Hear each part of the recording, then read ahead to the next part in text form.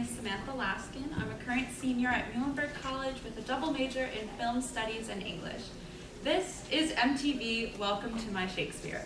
Today, my presentation is going to take us back 2 decades as we delve into Shakespeare's classic Romeo and Juliet, reimagined in the heart of the 1990s, and how a classic play of love, betrayal, and tragedy can also convey the themes of surveillance, religion, and consumer culture.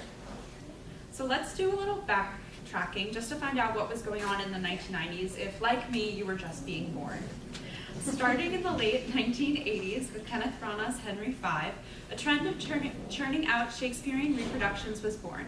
Famous adaptations that have since become classics, such as Shakespeare in Love, 10 Things I Hate About You, and The Lion King were born. At the same time, equally famous reproductions such as Branagh's Much Ado About Nothing, Oliver Parker's Othello, and Julie Taymor's Titus, as well as 3 different versions of Hamlet by Zeffirelli, Branagh, and Almereyda, were created and exhibited. With all of these films, audiences in the 1990s were obsessed with Shakespeare. And in my opinion, I think Kenneth Branagh was a little too obsessed. Despite all of this competition, Baz Luhrmann's William Shakespeare's Romeo plus Juliet stood out to me. Instead of romantic Italian countryside, the star-crossed lovers fight for their love on the hardened streets of Verona Beach, a consumer microcosm complete with New York City-inspired building complexes and a dilapidated beachside theater. Luhrmann's fast-paced and eccentric adaptation moved above and beyond the pack due to its youth-centric relatability. People in the 1990s clearly wanted Shakespeare, and Luhrmann gave it to them in the most relevant form. Teenagers actively participating in counterculture, violence, and corruption, as well as famous TV heartthrobs and MTV-style pacing and music thrown in. What's amazing is that all of these themes present in the original text are exaggerated to match the amped-up youth of America in 1996. Professor Ayanna Thompson writes in Rewriting the Real, Popular Shakespeare in the 1990s, quote, Shakespeare's popular revival in the 1990s occurred precisely because of his identity, and his works were employed as shorthand substitutes for statements about the importance, longevity, and reality of our Western civilization. These adaptations and appropriations of Shakespeare stand firmly against the threats that Y2K posed by declaring that there is something that must withstand the possibility of a worldwide computer meltdown. It is the bard, end quote. Besides the threat of Y2K, the political climate of the 1990s was rocky. Bill Clinton was in his first term of office. People believed that George Bush was too stupid to be the president, while Al Gore was too intellectual. There was no everyman that the people could look up to. With distrust in authorities spreading from televised police raids and the O.J. Simpson trial, counterculture was the new norm.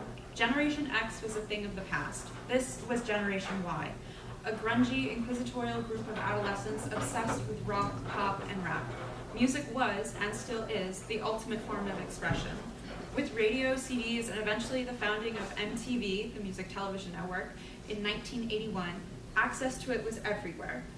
MTV had its own unique style and aesthetic. According to Marco Calavita, most of the trademarks of the MTV aesthetic can actually be traced back to the influence of French New Wave, European avant-garde cinematography, and Hong Kong action filmmaking. The MTV aesthetic was cool, and Luhrmann took full advantage of it. One of the best examples is in this sequence, the opening prologue of the text in the film version.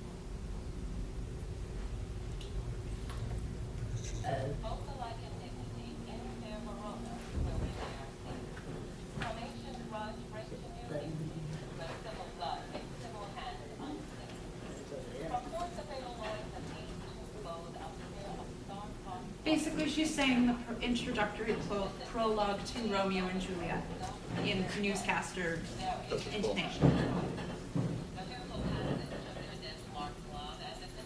What's most important here is to watch the editing.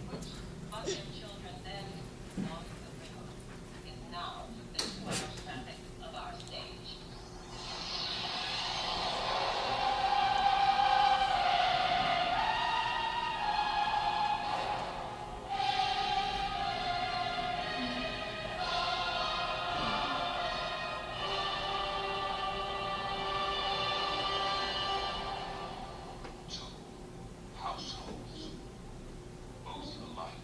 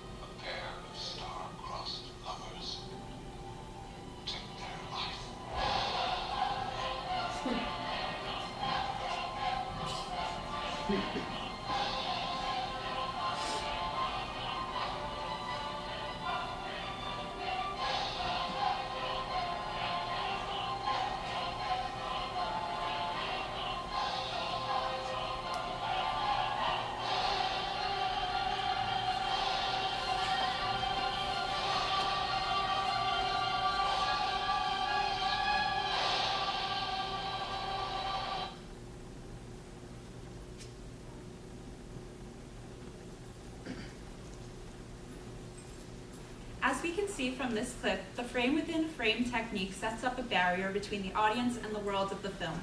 This place is like our world, but slightly skewed. The newscaster speaking the original text as the news report further adds to the barrier, as the audience doesn't speak in iambic pentameter naturally. The camera throws the audience around, from thrusting through the television set to halting us right in front of the face of Jesus. Although this sequence lasts less than 3 minutes, it gives the audience everything they are looking for in one fell swoop. The drama and angst represented in the original dialogue is the heart of the film, but the rapid intercutting and close framing adds to the MTV aesthetic 90s audiences responded to.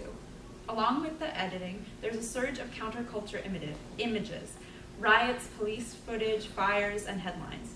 Distrust in the government and media that is present in reality has now been exemplified by the text. These themes that are already present in the original Romeo and Juliet, but by overtly expressing the images, the film is further supporting the attitudes of the youth mindset. We don't like authority, and we do what we want. As the film goes on, the alignment with youth audiences is expressed drastically. As the audience of the 1990s was constantly bombarded with advertisements and product placement, so too are the characters of Verona Beach. As expressed by Elsie Walker, quote, "This cheeky self-consciousness is manifested in billboards, which dominate certain early scenes. One billboard advertises Prospero's finest whiskey, the stuff dreams are made of. Another displays the white words, wherefore l'amour, against a red background. The colors and script imitate an advertisement for Coca-Cola," end quote. This is what audiences want, even if they don't realize it. Even today's consumer audiences are so embedded in consumer culture that seeing product placement and advertisement has no effect on them. As stated before, these characters are meant to be as close to us as possible, yet slightly skewed based on the world in which they live. Product placement isn't considered authority, but the media as a conglomerate is. Just as the police, cameras, and watching eyes are frowned upon, young adolescents want their privacy to do what they want. This rejection of the merger of authoritative policing and prying media is best exemplified through the balcony scene.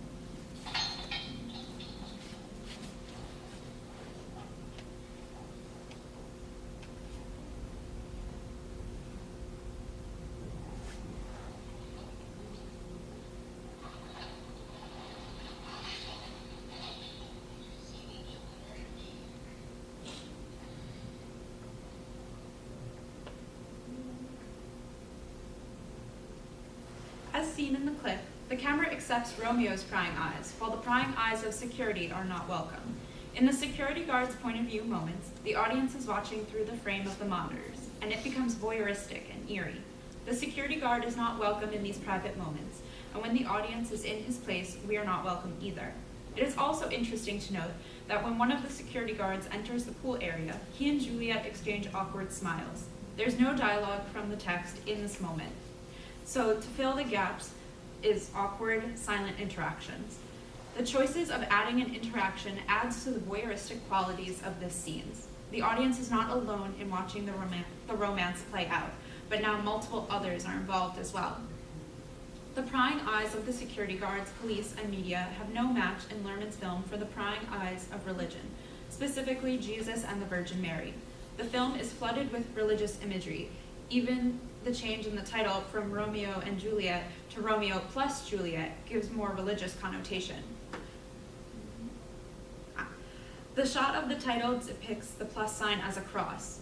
In just these two clips described so far, the opening and the balcony scene, Luhrmann calls into question the mixture of religion and voyeurism.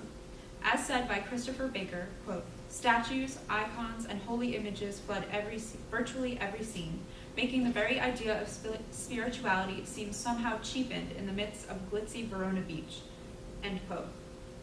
With the outward expression of disdain for authority in the 1990s, religion would also be an area that adolescents would reproach. With these themes of sexuality, drug culture, and excess common in most popular music, the little value in religion portrayed juxtaposes the overwhelming importance of religion in Shakespeare's own time. Luhrmann responds to this by having religious paraphernalia everywhere. But it is interesting to notice specifically the interior of the church where Juliet lays where she is dead. Besides the paraphernalia constantly in the mise-en-scène of the film, Father Lawrence, the one religious figure we see, has an enormous crucifix tattoo on his back. This isn't the first tattoo we see in the film. One of the Montague boys in the opening of the gas station scene has the Montague family logo tattooed on the back of his head. It's certainly more interesting, however, because of the holy status Father Lawrence is given. He is a mixture of three different characters from the text: Friar Lawrence, Friar John, and the apothecary. By giving Father Lawrence all of these roles, particularly the role of the apothecary, it creates an interesting juxtaposition between the use of drugs and the respect and command of the church. The combination of this gives more meaning to the tattoo's symbolism, as tattoos have previously been associated with a sense of rebelliousness and adolescence in the eyes of authority figures and older generations. Father Lawrence having a tattoo gives him relatability that other adult characters do not have, and therefore allows him to be a contradiction to the distrust in authority. It is interesting to consider Father Lawrence of the flower children of the 60s, the anti-war, anti-establishment movements that died later in the 80s when more conservative notions came back into popularity with Nixon. While Father Lawrence's age does not suggest him to be of the Vietnam War era, his tattoo suggests otherwise. Exceptions in the distrust of authority could be one of the keys to why Shakespeare was able to thrive so much in the 1990s. Teenagers wanted to be cool and independent from the man. No one wants to go out into the world not knowing what they are doing. Then comes in a cool playwright, writing about themes such as love, betrayal, and violence, which fit right into the medium of society. By taking famous stars and popular techniques in cinematography and editing, Hollywood was able to make Shakespeare something tangible for the modern teen. Even though the plot of stories like Romeo and Juliet were stretched, it was something real, something that everyone went through: blindingly fast infatuation, misunderstanding parents, and hormonal angst. Luhrmann's film gave the audience exactly what they wanted, even if they didn't know they wanted it themselves. He gave them the Bard, MTV style. Thank you.